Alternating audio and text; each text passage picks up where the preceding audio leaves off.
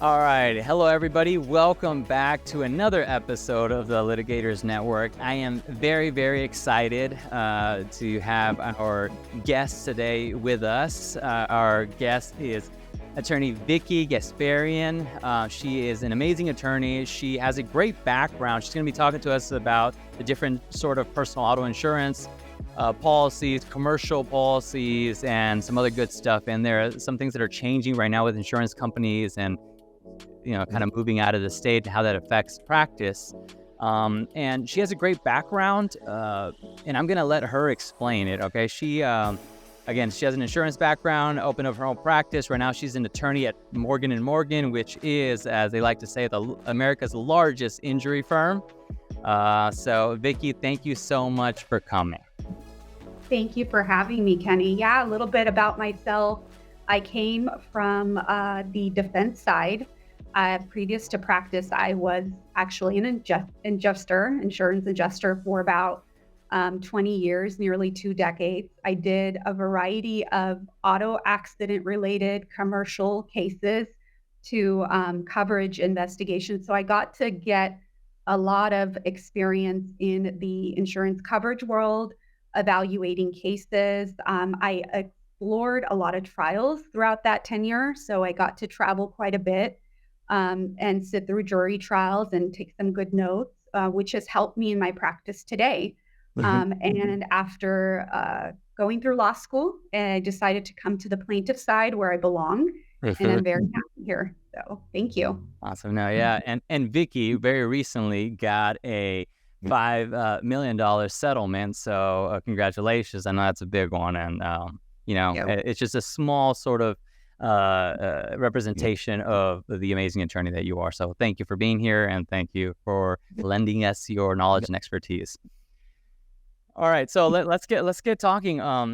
We wanted to talk about today was insurance policies, auto insurance policies. There's personal insurance policies, commercial insurance policies, and just kind of going over the different types of coverages, some exclusions, and kind of why those policies are in place. So I think the one that everybody is most familiar with, although, doesn't mean that they know everything about it, right, is personal auto insurance policies. So, Vicki, can you kind of talk to us about what type of coverages are available? What are the basic ones? And then, what else is available for people? Yeah, no, I think one of the biggest things that we'll hear people say is that they have full coverage, right? So what does full coverage mean? Speaking from the auto perspective, the typical coverage is collision, comprehensive, but really what we deal with on the plaintiff side is the liability piece, which encompasses the bodily injury, the property damage, and sometimes, most often, the uninsured motorist bodily injury damage. So those are the common things that we see on the auto side. And it's very important to understand the nuances of the policies because although there is a policy in play, does not necessarily mean that it is triggered because there are certain exclusions. So we can talk a little bit about the exclusions if we want to get into those, but some of the common stuff that we see, of course, are the excluded driver exclusion that prevents coverage. A lot of times that we have a lot of folks that are driving for rideshare companies, and that might be excluded for a business use, right? So it's very important to understand the differences so that you know whether the coverage is in play or not. I think we'll segue into this throughout the speaking, Kenny, but I do think that it's going to get a little harder and harder with the exclusions, with that the insurance companies are taking. We've seen a lot of insurance companies go out of state from California, leaving state. Premiums are going up. So I expect there to be a little bit more in the exclusions which limits, right, the coverages that are going to be extended to the consumer. Yeah. You know what? I did want to get to that, but now that you mention it, let's just dive right into that. Can you explain to our audience? I mean, we have attorneys listening. We also have just consumers listening in, right? Can you explain what's kind of been happening, and what effect do you see that happening then to practice? Yeah, I mean, we are seeing a lot of bigger insurance companies that are simply have taken the position that they're not going to write any more policies in California, and they are moving out of state. Some of them are saying that it's not profitable for them anymore. Right. Um, some are not saying anything, and they're just moving out. As far as the impact goes, I'm not sure that that's going to impact us as much on the plaintiff side because insurance is a requirement. There's a financial responsibility law. So, um, there's going to be new carriers that will take their place. But I do think that it's possible that the premiums will go up just as cost of living, just as anything else. So I really see that being the effect. I'm not sure how much more of an effect it will give us. I guess time will tell. Hmm. Okay. And so going back then for a moment then to the coverages, you mentioned uninsured motorist coverage. Can you explain briefly kind of what that is? Sometimes we have situations where, our client is injured, right? And we come to find out that and I've had this happen, right? That the at-fault driver only has 15,000, the state minimum in coverage. And my clients themselves will say, I only have liability coverage, right? And of course, I always double check because sometimes they just don't know. And turns out that they have great UM/UIM coverage themselves. So what is UM/UIM, uninsured motorist coverage, and why is that important? Sure, it's very important because, and it's actually, I always recommend for folks and family around me to have that type of coverage because as we see cost of living going up and people can't afford higher liability limits, there are going to be consumers who are just going to have the state minimal limits, which currently is the 15,000, 30,000. So it's very important to have uninsured motorist liability coverage on your policy. And what that gives you is the advantage of kind of making up that limited coverage that you have available Yeah. against the at fault party. The difference between uninsured motorist and underinsured motorist is very a little different. So, uninsured motorist is when the other person does not have insurance at all. You then have your own insurance carrier that steps into the shoes of the other person and kind Yeah. of takes care of you and then goes after the responsible party. Underinsured motorist is a little bit different where, as an example, if you have an $100,000 uninsured motorist policy limit and the at fault party has 15,000, you can subtract the 15,000 from the 100,000 to leave you with the remaining available limit to you, which is why it's called underinsured motorist coverage. And that's important because if you don't have that, then you're at the mercy of collecting only up to 15,000. So it's important to have that coverage. And it's very nominal, I believe, at times. So it's not going to make that much of a difference. Right. Yeah. That's so key. I like what you said and pointing out that as cost of living goes up and as there are additional sort of just the way of the world, right? That people sometimes make economical decisions in the moment, like Sure. not getting higher liability coverage. And then what happens is that leaves our clients kind of in the lurch when there's an accident and they don't have sufficient liability coverage. So it's important for folks to get UM/UIM coverage. One of the questions that I get from people when I tell them, hey, okay, there's not enough liability coverage, but fortunately you have good UM/UIM coverage, so we're going to be able to go that route. Their first sort of question is that going to affect my premium, right? Is that going to, am I going to have to pay more because of that, because we're doing UM/UIM? What is sort of your response there? Yeah, so I get that question a lot too. And really, that's a question that we as practitioners should not be answering because the evaluation of premiums and reassessing of your premium rates is done by several factors, not just whether the claim is paid out. A lot of carriers focus on the zip code and what they've paid out in that time frame. So there's a lot of elements that go into that. Yeah. I try to defer from answering that because I don't know the answer. Okay. Chances are, when the insurer does pay money, there's going to be a chance that the premiums might go up. Mhm. But again, it all depends on other factors. So that's what I would stand by. for Sure. that question. And certainly it's a different situation. That I guess one thing that we can say, it's a different situation than when you're at fault, right? If they're at fault, you can, stamp it, right? Their premiums are going to go up just because they're now somebody who has caused an accident, right? And while we can't make a promise that the premiums won't go up after you file some sort of UM/UIM coverage, certainly it's not a situation where they're the ones that are at fault, right? And Yeah, that's why they pay that type of coverage. It's to be covered in a situation like that. correct. Yeah. Correct. Because it's like anything else, we've got earthquake insurance, right? If you Okay. don't have earthquake insurance, but your property's damaged as a result of an earthquake, that's what you need to have that sort of, and that's how insurance operates. Yep. Yeah. Okay, great. So auto insurance coverage, that's personal auto insurance coverage. And then there's also commercial auto insurance coverage. And why does that exist? Seems like a basic question, but I'll tee you off on that. Like, why does that exist, and kind of what's the difference, or how does that augment personal?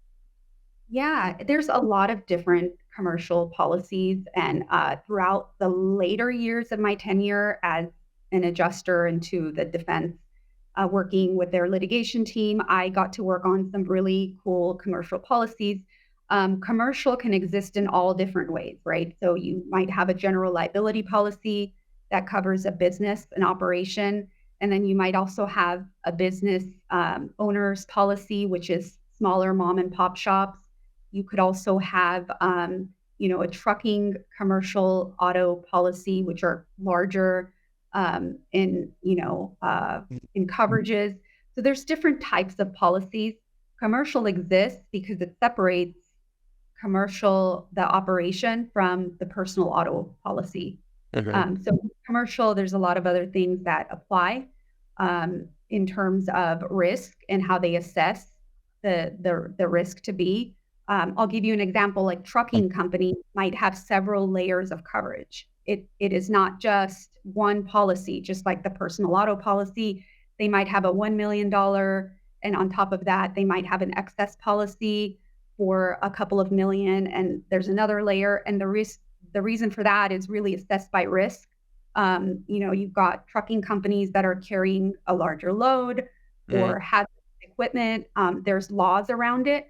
So there's different types of policy. There's also umbrella policies that people often purchase to protect themselves from, like, whether they have the portfolio or not, but like just to protect themselves from potential risk. And those operate in a lot of different ways to help the consumer if the other person is either underinsured or uninsured. And they might kick in. But I think the key factor is, and we hit on this a little bit, Kenny, is to focus in on the exclusions, what triggers the policy and when the policy is not covered. Because the risk for the insurance company can be limited if there are added exclusions which prevent them from paying out, right? So, but it's very important to be educated of the exclusions, particularly for the business, and also for the auto. The auto ones are pretty common exclusions that we see, like the business use, commercial use, excluded driver, intentional acts, like you can't go racing with the car and expect it to be covered. Sometimes that's not covered. So things like that. Yeah. Okay. Can you explain? And you mentioned right now, you explained a little bit of the exclusions here, but just maybe go into a little bit more detail about in what sort of situations these exclusions would pop up. In terms of the personal auto or commercial? Yeah, commercial. Let's say a commercial. I think Sure. earlier you mentioned something like, it is personal, like Uber or so business use, for example, in describing the commercial policies. Right. Business use is, there are certain boilerplate exclusions, but as an example, workers' comp is their biggest exclusion, right? Or if the driver is injured as a result of maybe a trucking operation and they're in the course and scope, that will preclude them from coverage.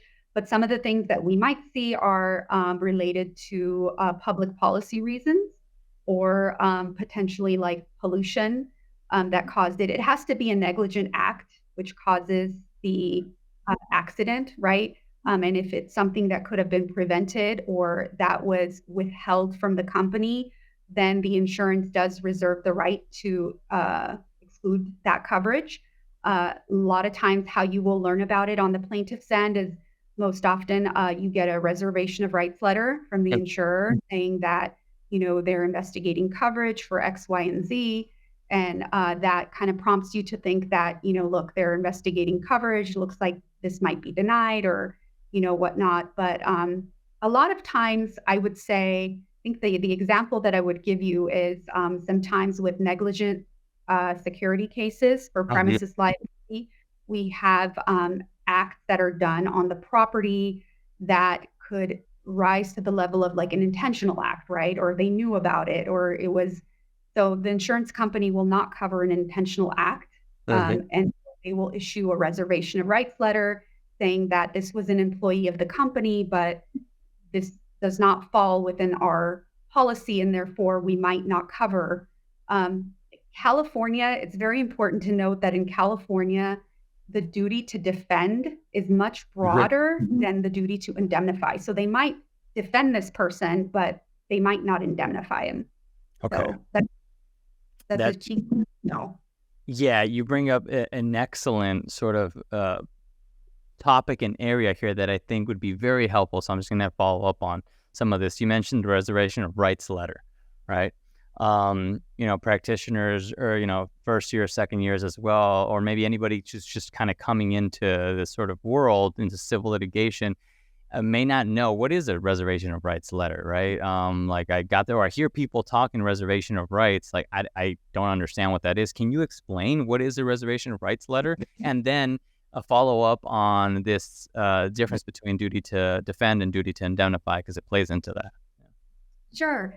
I wouldn't expect anyone to know the reservation of rights unless they've really delved deep into coverage. So reservation of rights is basically the insurance company telling you that they are reserving their right to deny coverage at a later point. They're reserving it, and it's very important that there's there's about 4 parts to this letter, right? They have to identify what they know. They have to explain the basis for their reservation. So if they're reserving their rights based on an intentional act, they have to quote that part of the policy and say, it's because this so-and-so may have, engaged in an intentional act and therefore it cannot be covered. It must also outline the rights of the consumers that they are dealing with. And what's also very important to know about the reservation of rights is they can't just issue a letter and sit on it. So there needs to be a constant follow-up and update so that everyone knows in the game kind of what's going on, right? What's the next step? And I'm sorry, you said as a follow-up to defend and indemnify? Yeah. So the duty to defend is anytime you have an insurance policy, your insurer is agreeing to defend you, which is to assign defense counsel or an attorney anytime there's a lawsuit.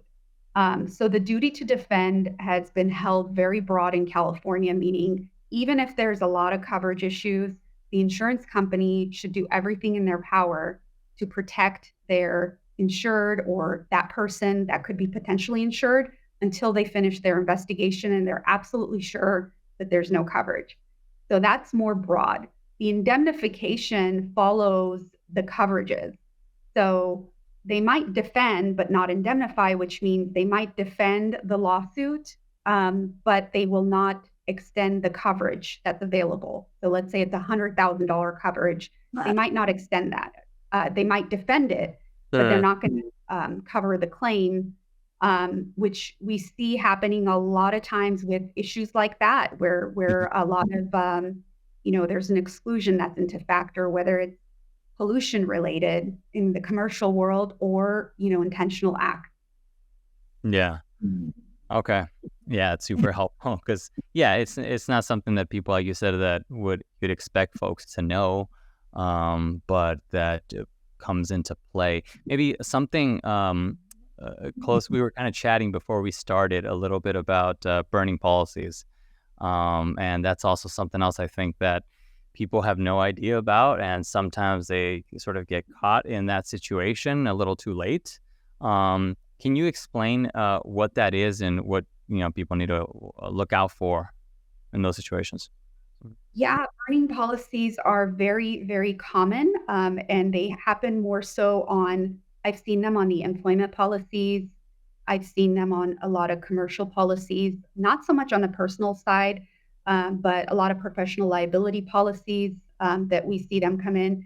And what the burning policy is basically they've got $100,000 in coverage, let's say, or $1 million in coverage, and they assign defense counsel. They, being the insurer, assigns defense counsel, and defense counsel is billing the insurance company for the work that they're doing, but it's eating away at this $1 million. And the plaintiff doesn't know this because they don't know that it's a burning policy, and not sure what the obligations are for them to disclose that unless you ask. But it's very important to be mindful and just ask ahead of time to get ahead of the game. Hey, what kind of a policy are we dealing with? Are expenses included in the policy, or are they outside the policy? Is this a burning policy? And they have to answer that question. I actually had a friend of mine who received, a settlement offer, and it was a burning policy. It was that she didn't know until we actually took a look at the policy, and there was wording in there that was indicative of a burning policy, which means expenses are inclusive of that. And sometimes property damage is included in that. So whatever property damage case, claims they pay. So by the time you get to a settlement at a mediation, you might not have much left, a couple of $100,000 or whatnot, and learn the hard way. So it's important to know what burning policies are. Yeah, because it affects not just the individual, but as the attorney and what actually is available there for your client on this other end, it makes a huge difference. And I mean, what's then the incentive for the plaintiff then in that case would be, it doesn't mean you have to, right? But there is some sort of added incentive there to resolve the case at an earlier stage, or otherwise there may not be certain funds available, right? Right. And, I think that it's kind of a double-edged sword, right? If you don't ask, the defense has their incentive is to keep billing and making money, whereas plaintiff wants the maximum settlement. And so if you don't know, they're just billing. So it's just always a good question to ask what type of a policy it is. Get a copy of the policy and look at the wording to see if it is. And I think it is should be an obligation to the client too, because, you don't want to misrepresent the amount of the policy is like $1 million when only, 400,000 is left. So it's just good to know that information. Yeah. As we're sort of coming to a close in our time here, I did want to ask you, not to put you on the spot, right? But from your past experience working on the insurance side, right? And is there something that any sort of advice or tips or stuff you can tell, plaintiff attorneys, whether it's in terms of mindset or mentality or just kind of where to push or kind of what they can do, maybe what they're missing in terms of their workup that needs to be improved? Yeah, I think that one of the things, because I started off as an adjuster and I saw this a lot where speed was a factor. And because there's moving so fast and maybe it's a high volume practice, there's a lot of things that do get missed. I think that the focus of the case, and I'm sorry, the case in itself does not start from filing a lawsuit. It should start from the date of intake. And preparation is really key to getting yourself, getting the case right, because there's a lot of holes to fill, right? So the case starts from, intake. You learn your client, just really make sure you have that relationship. And what I really enjoyed as an adjuster is hearing the story more so, right? Every individual is different. So rather than having a form demand package, right, really telling a story about who the client is and how this has impacted them. Adjusters are human beings. You can tug it at some heartstrings, and it goes a long way. And just like I said, putting together a story, whether it's photographs, including some sort of visuals to give them a picture of what this person is going through. What I did see settling for high value are those cases where there was preparation, and you could tell that the attorney took time into the case and prepared it properly, where the lower value cases were more so the one I should say, like, don't do sloppy work, right? Don't just no forms, nothing like that, because anyone could do that. We have artificial intelligence right now. So I think it's very important to tailor and take some extra time on writing demands or preparing the case before and after litigation. Yeah. Thank you, Vicki. I think so often, like you mentioned, speed, right? That you just kind of focus on getting things out, that we forget that, at the end of the day, these are people and individuals with a different story, and their story needs to be told, regardless of the value of the case, right? Their story needs to be told and explained, so that when I started practicing, my then boss said, look, at the end, he's mentioned that he always tries to be nice with defense attorneys, with adjusters, because at the end of the day, they're the ones that have the money, right? And so you're nice, you explain stuff, not, in terms of like deference or anything like that, but like you want to provide as much information as possible. They're the ones that have the sort of the key to the funds. And so provide the information so that you make it easiest for them to make that decision that your client deserves that money. Absolutely. I think that's right on, you hit it right on the head. It's very important to remain a professional because your reputation carries amongst the adjusters and throughout with their colleagues. There's a lot of, talk and what have you. And the better that you deliver the information, and you're doing your client a service, right? So the more complicated you make it, you're putting the adjuster in a position where they have to be even more difficult, which makes it difficult for you. Yes. So I really enjoyed negotiations with attorneys who are true professionals, who really took time on their cases. And I did see them, succeeding over the years. So definitely that token of advice, I guess I would give. I don't see anything else really working. So. Awesome. All right. Well, Vicki, thank you so much for your time. It's funny how, we start talking. It always happens on these. It's like you look up and you're like, oh, wow. Or like half an hour like flies by. Thank you so much for the expertise, for your knowledge, for sharing with us some insights, many insights. And I know it's things that are very helpful to everybody and so many people. So thank you for taking the time out of your very busy practice. I know you were on a bunch of calls and today was a very crazy day. So thank you so much for making the time to talk to us and to share with everybody. Yeah, pleasure to be here, and thank you for having me. Absolutely. All right. Well, and to everybody else, thank you for joining us on another episode of the Litigators Network. We will see you on the next episode.